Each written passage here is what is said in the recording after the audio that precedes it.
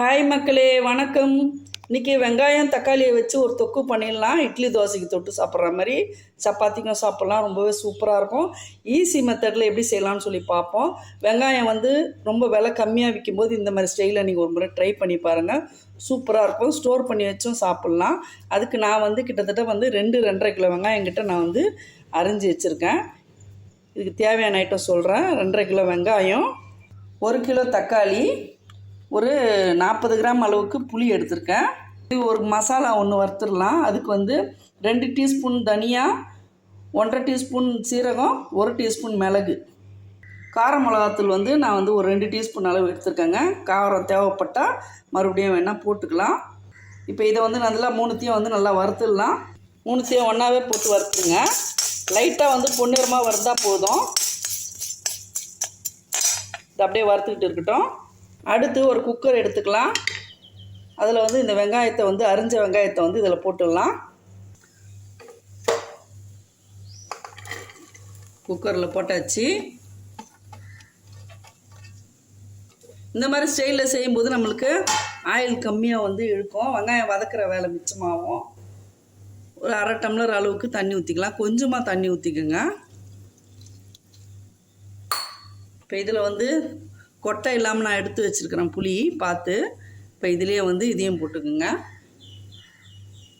இப்போ cooker close பண்ணிடலாம்.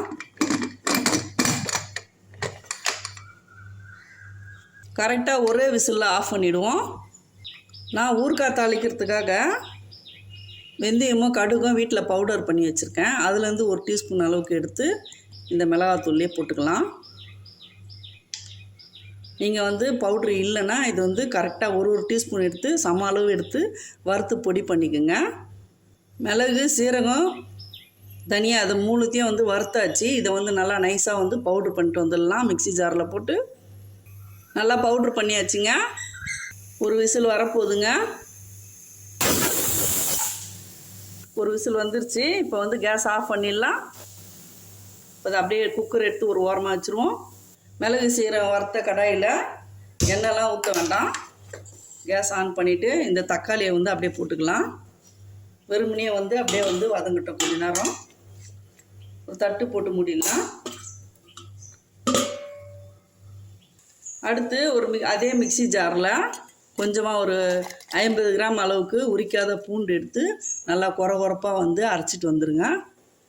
இந்த மாதிரி துருவினா போல் எடுத்துருங்க. வலிச்சு வச்சிடலாம் ஒரு கிண்ணத்தில். தக்காளி பச்சை வாசனை போகிற அளவுக்கு லைட்டாக வதங்கினா போதும். இது நம்ம அரைக்க தான் போகிறோம். அதனால் எண்ணெய்லாம் ஊற்றாமல் வெறுமனே அப்படியே வதக்கி விட்டுக்குங்க. இதிலே இது தொக்குக்கு தேவையான உப்பு போட்டுடலாம். நான் ஒரு 2 டீஸ்பூன் அளவு இப்போதைக்கு போடுறேன். சீக்கிரம் வதங்கும் உப்பு போடும்போது.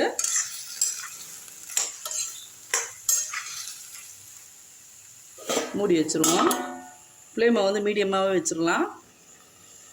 ஒரு 4 காஞ்ச மிளகாய் எடுத்து இந்த மாதிரி கிள்ளி வச்சுக்கோங்க தாளிக்கிறதுக்கு.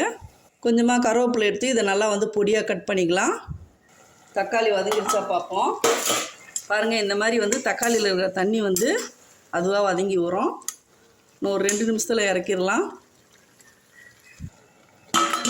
அவ்வளோதாங்க, நல்லா வதங்கிருச்சு. இப்போ இதை இறக்கி வச்சிடலாம், ஆறட்டும். இப்போ குக்கரில் ஏர் போயிடுச்சா பார்ப்போம். திறந்து பார்த்துடலாம். பாருங்கள், நல்லா வெந்து வந்திருக்கு. இப்போ இதையும் எடுத்து ஒரு தட்டில் ஆற வச்சுக்கலாம். தட்டில் கொட்டிட்டு நல்லா ஆற வச்சுருங்க. ஃபேனில் வச்சா பாருங்கள், ஒரு சொட்டு கூட தண்ணி இல்லை, அடியும் பிடிக்கல. நம்ம ஊற்றுனா 1/2 டம்ளர் தண்ணி கரெக்டாக இருக்குது. இது நல்லா ஆறின பிறகு மிக்ஸி ஜாரில் போட்டு அரைச்சிட்டு வந்துடலாம். தக்காளியும் நல்லா ஆறின பிறகு இதையும் தனியாக அரைச்சிடலாம் நைஸாக. நல்லா ஆறிடுச்சுங்க.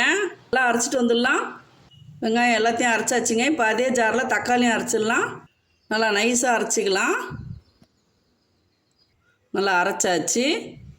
இப்போ ஒரு கடாயை வச்சிடலாம். 100 கிராம் அளவுக்கு நல்லெண்ணெய் ஊற்றிப்போம். இந்த மாதிரி மெத்தடில் செய்யும்போது நம்மளுக்கு ஆயில் கொஞ்சம் கம்மியாக செலவாகும்.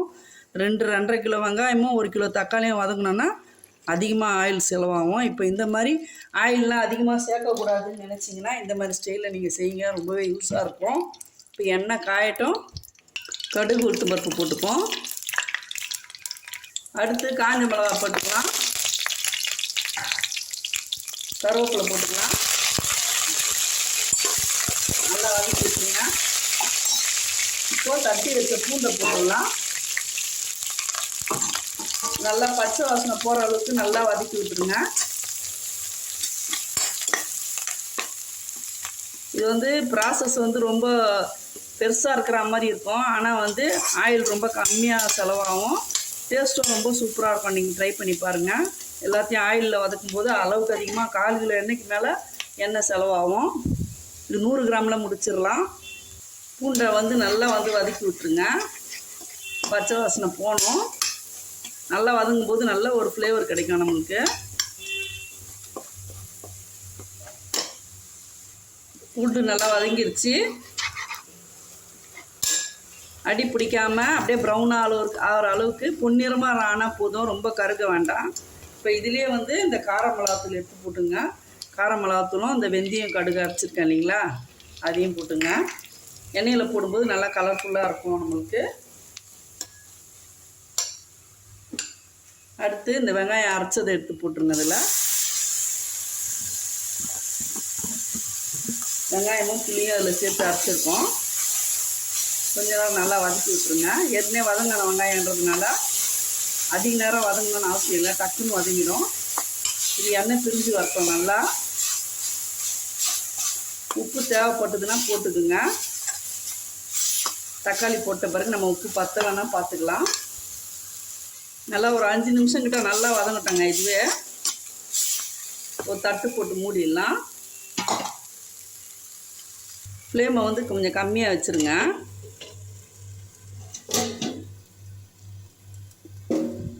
ஒரு 3 நிமிஷம் ஆயிடுச்சு.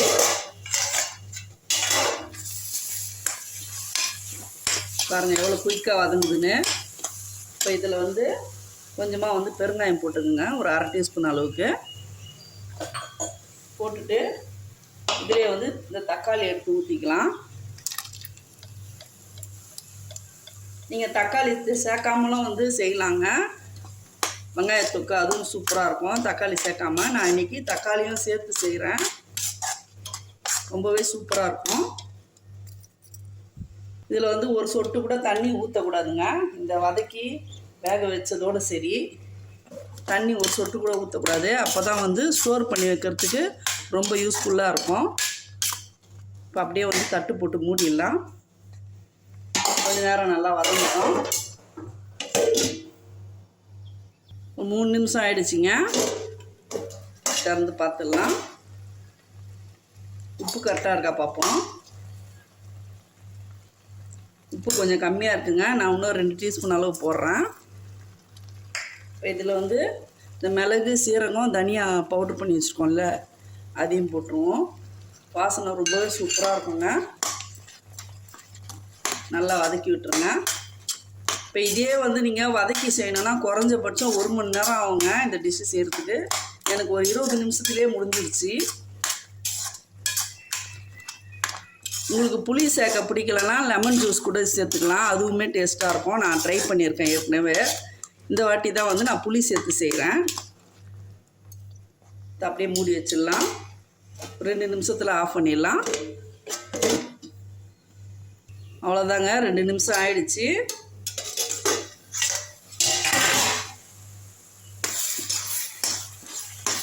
பாருங்கள், சூப்பராக ரெடி ஆயிடுச்சு.